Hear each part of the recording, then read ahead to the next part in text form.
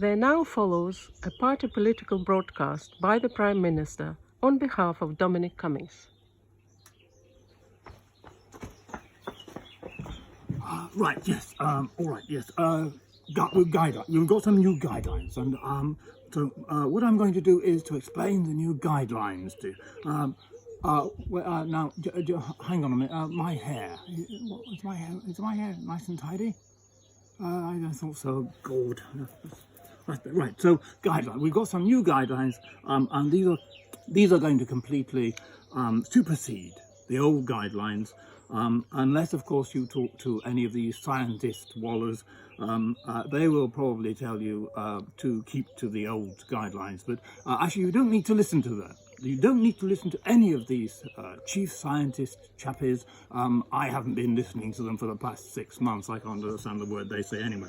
So what we're going to do, we're going to be cautiously easing restrictions on lockdown, cautiously monitoring, easing the restrictions on lockdown for the next few weeks or months or years. And this easing of the lockdown will apply to the whole of the United Kingdom, apart from the bits that it doesn't apply to, like Wales, Northern Ireland, and Scotland, and they come into force on the 1st of June.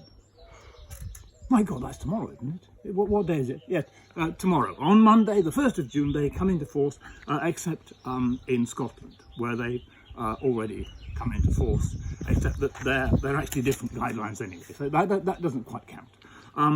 Or Wales, and I can't remember when they... anyway, so what are the new guidelines? It means that you can now meet up with people in the garden.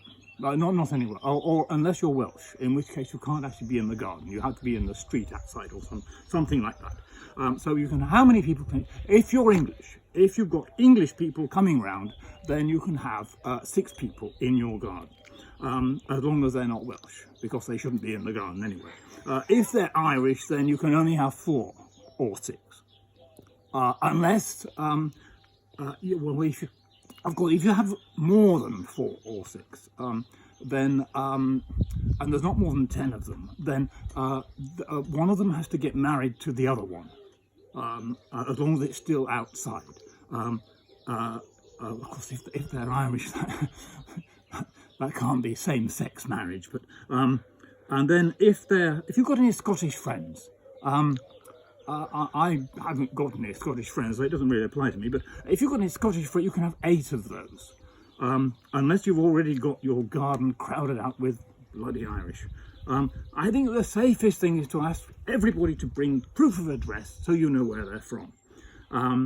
Some people, if they're coming from Scotland, they might have to drive quite a long way, and they might have to drive at least 260 miles or so. So the best thing is to ask them to keep their eyes closed in case they're stopped by the police, and then they can plausibly explain that they are just checking that they can drive whilst functionally blind. Okay, so we're in the garden. I mean, if I was in Chequers, say, how would I do this? So I'd have my friends round in Chequers in the garden, and we'd all be socially distancing. We'd all keep 2 meters apart. And what is 2 meters? Well, I was talking actually to one of the science chappies, and it turns out 2 meters is the same as 2 yards. Or 6 feet, 2 yards. And so how do you know when you're 2 yards away from something? Well, here's one easy way of working out what 2 yards is. Remember, if you've got a cricket pitch, then the distance between the 2 wickets is 22 yards. Now that's about 21 meters or something. So all you have to do is imagine you're one end of a cricket pitch, and the other end is about 22 yards away, so it's about divided by 10. Not 11, apparently. You've got to divide it by 10 for some reason, I don't know why. Anyway, so you've got this chap, you've got say you've got an Irishman, a Welshman, and a Scotsman, and they're in your garden, and they're socially distancing 2 meters apart, and I don't know, maybe the Irishman is next to the rhododendrons, and Welshman sort of standing next to the greenhouse, and the Scotsman is, I don't know, standing by the composter. Now, what happens if one of them moves? Well, if they move towards one of the other chappies that's there, in turn, they've got to move as well, of course. So that means the chap next to the greenhouse has to move a little bit, and the other chap has to move away from he's not allowed to nip through the French windows, of course, because he's got to stay in the garden. But otherwise, it's perfectly simple. So those are the new guidelines.